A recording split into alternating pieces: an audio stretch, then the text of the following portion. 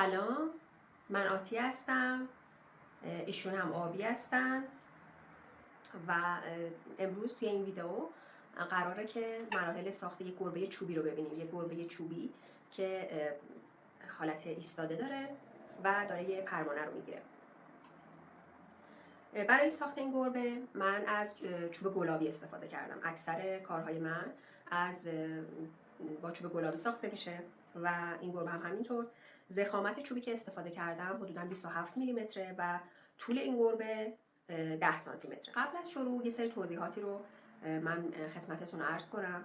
اگر ویدیوهای قبلی من دیده باشین میدونید که من عموماً کارها رو با فرز مینیاتوری میسازم و از مغار و ابزار دستی به ندرت استفاده میکنم و تقریبا اکثر کارهای من از طریق این فرز مینیاتوری ساخته میشه.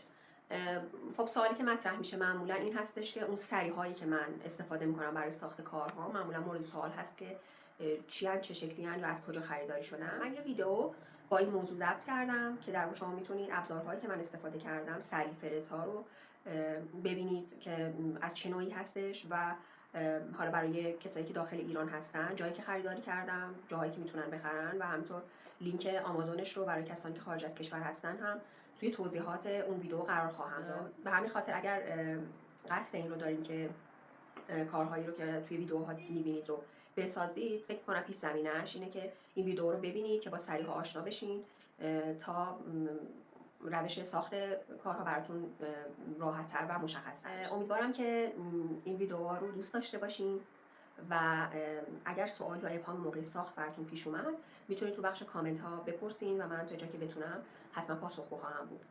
لطفاً حمایتم کنید و از طریق لایک، کامنت و سابسکرایب انگیزمو برای ادامه این کار افزایش بدین. ممنونم. شما رو به دیدن این ویدیو دعوت می‌کنم.